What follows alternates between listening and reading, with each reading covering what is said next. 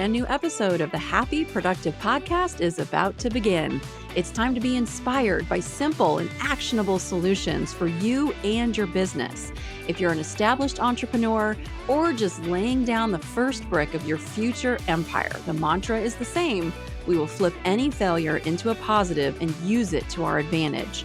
This show is all about turning coal into diamonds. With the right plan and mindset, anything is possible. I'm Jennifer Dawn, your host, business coach, and founder of Best Planner Ever, and I'm here to help you achieve all your ambitious goals. Success is closer than you think. Let's do this. Hey, everybody. Welcome to the show today. I'm really excited to jump in and get started. Now, here's the thing. As business owners, we all know that we need systems to grow our businesses and to scale. We need these systems, but let's face it, nobody wants to do the work to create these systems. They're tedious, they're boring. We have other things that we want to be doing today. And so today, we're going to be talking about how to create better systems in your business to improve efficiency, not just for you, but also for every member of your team. Now, I know that we all want that, but we want to do it in a way that isn't going to drive us batshit crazy. So you're going to love who we're talking with today. My guest today is the co-founder and CEO of Tango, Mr. Ken Babcock. Welcome, Ken, to the show. Thanks, Jennifer. Thanks for having me. I'm super excited to have you. And if you guys don't know what Tango is, that's okay. We're going to, I'm sure, learn a lot about that in today's show. So let's kick it off. But I actually kick it off with, I was reading on your website, Ken, that you dropped out of Harvard to start this company. And is that true? Yeah, Harvard Business School. So not quite as cool as, the Mark Zuckerberg, dropping out of undergrad. But we did, myself, my two co-founders, Brian and Dan, we dropped out of Harvard Business School. Oh, I love that. I am a fellow, it's not as fancy as Harvard. I dropped out of Florida State University, which is not Harvard. I'm not even going to try to go there, but dropped out, started my business, my first software company. So I was like, oh, look at this, a fellow dropout who went in and started their business. And so where did you first get the idea for Tango? Just tell us a little bit of that backstory, how that came about. Yeah, so it really comes down to Dan, Brian, and I, getting together at school, meeting. I think it was day one. We were introduced through mutual friends, encouraged to spend some time together that we would get along, and we did. And I think we all realized that we were at school for similar reasons, to do something entrepreneurial. And so, every Friday we would get together and we would just put a bunch of ideas on a whiteboard. A lot of bad ideas. And so, it takes a lot of attempts to get to a good idea. But I think the thing that we realized as we were coming up with these different business ideas is that there was just a theme around team performance. That was something that we cared a lot about. We had experienced in our prior careers. Everyone experiences that, right? Whether you're on a high performing team or a low performing team, figuring out what makes that team tick and why it's high performing versus low performing is often really hard. And a big thing within those teams, obviously there's relative performance within the team, employee by employee, right? There's high performers, there's new hires, there's lower performers. And every team leader that we've ever encountered has always said, oh, how do I clone that person? How do I clone that high performer? Yeah. And the more we spent time with just that need, the more we realize is that, for high performers, there's this barrier to sharing their knowledge, what makes them excellent. And it's documentation, because nobody wants to do it. It takes extra time in your day. It's too tedious. It's too manual. Once you do it, it gets stale really quickly. And then people are just pinging you with questions. Oh, I don't think this works anymore. Or, hey, this process you laid out, I can't find this tool. And so, what we said was, could we actually lower the barrier to creating documentation by having it be as simple as you go through your process you normally do, and then we as Tango give you the documentation of that you can share it easily with any of your teammates. And so really what Tango has become today is very much that. And that was sort of the idea from the get-go. Now, the reason why we dropped out, there was a huge accelerant to this, which was the pandemic. We were at school in the middle of the pandemic, right when the pandemic started.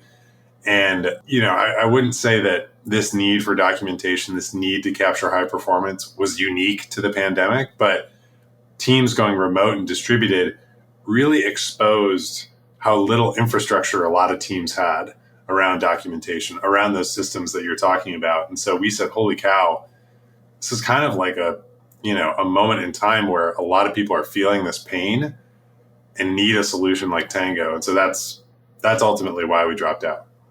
Nice. And so then you drop out, you have this idea that you're going to create this really brilliant piece of software because as a business owner, the number of times I have said to myself, if I could just get the team to do it like I do it, right, it would work. But then they all go do it 12 other ways. And you're just like, as a business owner, you're just trying to constantly trying to get your team to just like, will you just do it this way that I've already figured out and I'm working? Yeah. Or we all think, oh my gosh, if I could just clone myself in the business, right? I just need 10 more of me doing it the way I do it.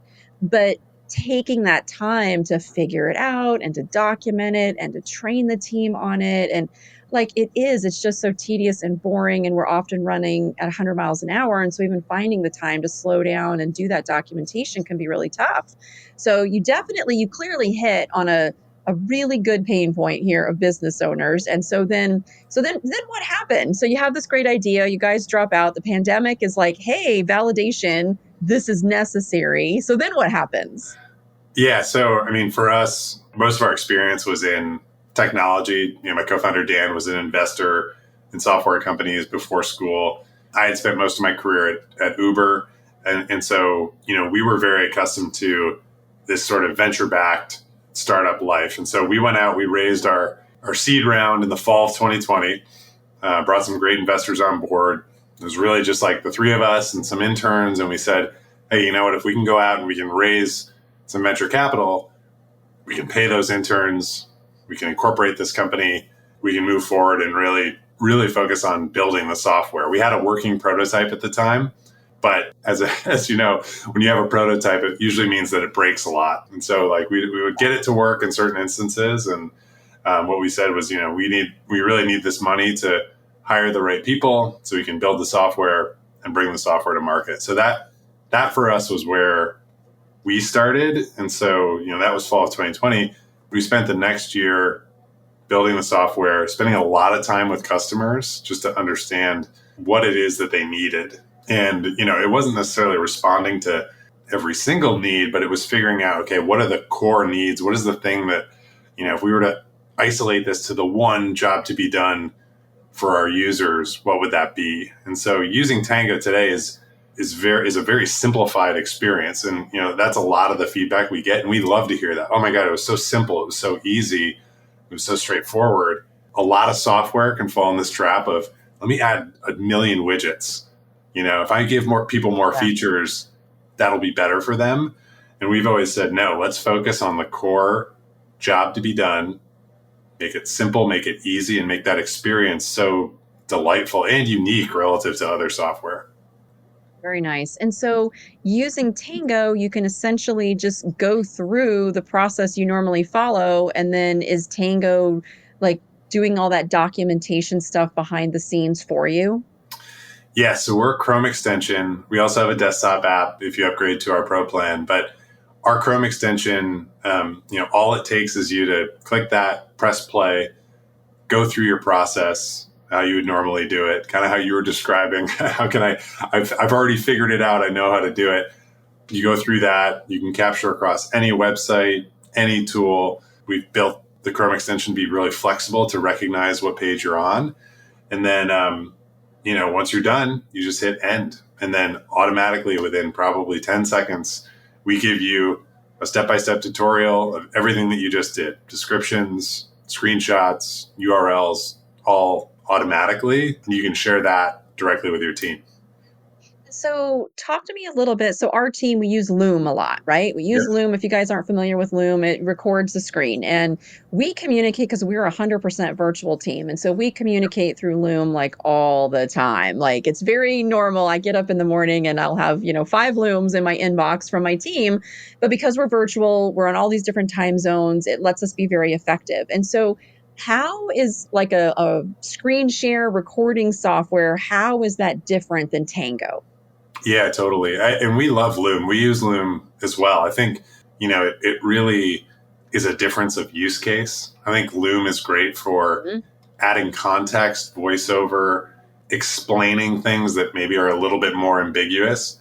But when it comes to process documentation, Loom can be really cumbersome. So if you think about a process, when you're documenting a process, you want someone to follow along, right, and execute that. That's the purpose of creating documentation. Some people create reference materials for themselves, but for the most part, it's kind of this one-to-one or one-to-many relationship. The challenge with Loom and process documentation is that for the viewer, it's typically like a pretty cumbersome experience. Oh, I've got to rewind back to that point because I wasn't keeping up with it. There's a lot of filler here that the person added. I'm sure we've all watched a Loom video that was maybe just like 50% too long. And so for Yeah. us, we kind of compare the difference between Loom and Tango is Loom is like, can be like the full game film, whereas like Tango is just the highlights. And it Mhm. also allows the viewer to follow along at their own pace, which is really valuable. And then on the creator side, I think there's something to be said for removing the performance art. I think I've sat down to record a Loom and I'm like, oh man, I said the wrong word. Got to go all the way back to the beginning and Mhm. restart that, right? And that actually like drains on efficiency because you're doing it time and time again to make sure it's right. For us, we allow pretty seamless editing after the fact. If you make a mistake with Tango, it's its own isolated step. You can delete that step. No one will ever know. And, you can move on with it. So I think for us, what we kind of said was Loom is great for certain things, but, Tango really embraces that process documentation, process management. Very nice. Yeah, one of the other tools that we use, so we are certified consultants in a piece of software called Trainual, which you're in this space, you probably heard of Trainual. Guys, if you haven't heard of it, think of like training and a manual all in one place. And we love Trainual because you can go in and you can put all your process documentation in there. If, a process changes, you can have roles defined, you can click a button, it'll send them the updates, but you still have to go in there and create all the process documentation. Yeah. And, it's kind of this great structure to disseminate the information, but you still have to go through and create everything. Yep. And so, if I'm hearing you correctly, Ken, is that the Tango really allows you to streamline that creation space where you're actually creating and documenting your process. Yep. And then could you then take what Tango creates and put it into a dissemination system like a Trainual? I mean, would those two work together? Yeah, and we've prioritized that. So, when you think about Trainuals of the world, Guru, Confluence, Quip, I mean, there's so many wikis out there that people use. We've always prioritized being compatible with those, meeting people where they're already consuming content. If we came out and said, hey, we're also going to be your knowledge base now, or we're also going to be, your replacement for Trainual, that's a really big behavioral shift for a lot of organizations because they're like, oh my gosh, no, everything we have is in Trainual. Like, I don't want to, introduce like a new tool. And so, the complementary nature for us is exactly what you said. Tango streamlines knowledge creation. Trainual or other internal wikis, they streamline, knowledge organization, knowledge discovery, knowledge architecture for some organizations. And so we want to be able to plug into that and say, hey, here's sort of a new way to work in Trainual that's going to make even that product more delightful. And, as a result, we've actually taken investment in our business from companies like Slack, Atlassian that owns Confluence, Salesforce, because they've all said, hey, you actually make our product better. And so that relationship for us is one that we, continue to prioritize. There's a lot of different ways to share and export from Tango specifically because of that. Oh, very nice. So talk to me a little bit about just the process. So when you guys decided that, hey, we're going to start this business, we have this great idea. How was that? You went out and got some funding. You started talking to people, you released the product. And so I guess I want to hear, all of our listeners are going to be business owners and we all go through the day-to-day struggles. And so I would love to hear, like, what do you feel like has been one of your greatest challenges that you guys overcame in Tango, and then I'd love to hear like one of your greatest wins. Yeah, absolutely. So I think, one challenge that, I would say in a lot of ways, like we continue to refine and focus on is a product like Tango has so many horizontal use cases, industries, teams, roles. I mean, anyone who's creating documentation or has, institutional knowledge is probably going to want to use Tango. And so, I think for us, it's always been a challenge of focus. How do we make sure that we focus on the right use cases and the right users? It's very tempting to go for some vanity metrics where you say, oh, we're applicable to everybody. Like everyone should download Tango. That's great. But the reality is like to build a product that shows immediate value and then to continue to build value for your users, you've got to know them really well. And it's really hard to know all the roles and functions and industries when you're a team of, I mean, today we're 35, which feels big. It's bigger than, obviously bigger than we've ever been. But even back then when we were doing more customer discovery, it's probably 10 of us, 15 of us. I mean, you can't know all those users. And so, we've always focused on people who are teaching people how to use software. And primarily those functions tend to be customer support, customer success, IT, as well as some people that have like training in their function. And so that's always been a challenge. And I'm sure that like a lot of business owners feel that challenge. Like, who is my core customer and how do I continue to focus on them? I would say that's a work in progress. I don't know if we've overcome that. And then a big win, I mean, this is actually something that was announced 3 weeks ago or so. We were actually named to Fast Company's list for the next big things in tech, specifically in the workplace and productivity category, which is a great recognition just for what the team's been able to do in such a short amount of time. And so, those little wins are always fun to celebrate internally. Yeah, absolutely. Congratulations. That's a Thank you. super fantastic win. I love it. But I also love going back to the challenge. I love how you guys made a conscious decision not to try to be everything to everybody. As business owners, we come at everything with a helpful heart, right? We want to help everybody. And even if it's still a work in progress, but to just make that conscious decision that, we can't be everything to everybody, but let's try to be the very best that we can be for this segment that we feel, we are the best equipped to help. So I love how you guys you consciously made that decision. Yeah. I mean, any small business, like I think that the day-to-day exercise is always one of prioritization. You're always resource constrained. You wish you had more capital. You wish you had more people. You wish you had more insights. The reality is like, you've got to work with what you have. And so being able to prioritize, being able to drive focus, I think long-term is what, makes a company successful. Yeah, agree completely. All right, Ken, I'm going to ask where everybody can go to find Tango in a second. But first, for those of you who are going to be seeing us on video, I got to know, what's the story with the drums? Is this your office? And what's the story with the drums behind you? Yeah, the story with the drum. It'd be really funny if there was no story. It'd be kind of perplexing. I've played the drums since third grade. I would say I play them a lot less now. I have a 10-month-old in my house. So Oh, drums is probably the opposite of what you want to do. yeah, So yeah. right now it's just good fodder for my background. But yeah, big music guy. This is my office. Doubles as my, I guess you could call it like a little recording studio, but always fun to play when I get the chance, even though it's, fewer and further between these days. Oh, yeah. With a 10-month-old, that's like no drums in the house. That's going to be a rule to keep Yes, everything quiet. I agree. That's so awesome, though, that you get to have like your passion. It's right there. It's in your office. It's part of it. I'm a big horse person. And so my horse is not going to be in my office, even though people see a lot of pictures of me and the horse. But if Yeah. I could have the horse in my office, that would be awesome. But I love that you get to have your music and that part all right there in your office. Yeah, that's important. I mean, it's, as much as we are also focused on work and our, professional careers and ambitions, we prioritize that with the Tango team too. Every new hire presents what's called we call it their like user bio or their new hire bio.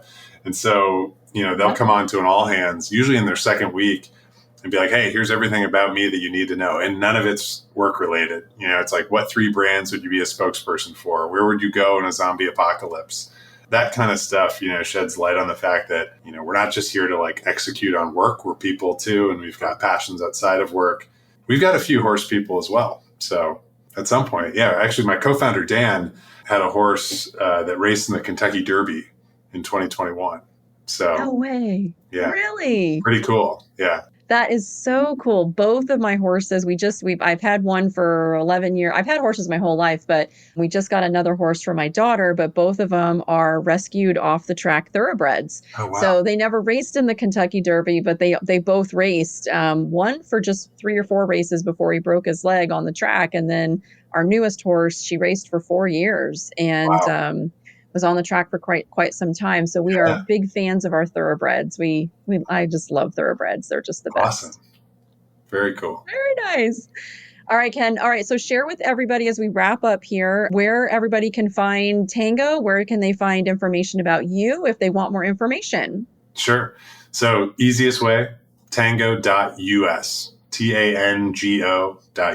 That's our website. And then my email address, if you want to get in touch with me, very simply, ken@tango.us. So feel free to reach out. I'm happy to welcome a new user, take some feedback, and just connect. So yeah, that's the best way. Oh, I love it. And you guys, we'll put that in the show notes as well. But mostly from today's show, I really just want you to take away that as a business owner, it is entirely possible to create your process documentation and do it in a way that doesn't have to be super tedious, super time consuming. There are amazing tools and resources out there to help you do this really necessary thing in your business without it being quite so cumbersome. So I hope you take that away. I love the little moment of, decide who you want to really be for. You can't serve everybody at once. And I even love at the end, Ken, you shared a little bit of information about your own company culture and getting to know people and treating them as human beings. In your company, it's not always just about getting things done. So lots of great stuff, you guys, from today's episode. Ken, any final words you want to leave with our listeners? No, I think you summarized it really well. So thanks for having me, Jennifer, and I look forward to hearing from listeners. Awesome. You're very welcome, Ken. Thanks for being here. You guys get out there and have a happy, productive day. I hope you found today's episode of the Happy Productive Podcast inspiring. Every successful business is formed by a set of small, consistent, and attainable steps. If you want to learn more, come visit us at jenniferdawncoaching.com to take your next step and learn how to meet your business goals. On our website, you're going to find free resources along with links to the life-changing coaching programs that have transformed the lives of so many of our clients, including the Coaching Academy and our Unbreakable retreats. Many of them started their journey by listening to this podcast. That's it. Thank you for listening and stay tuned for our next episode.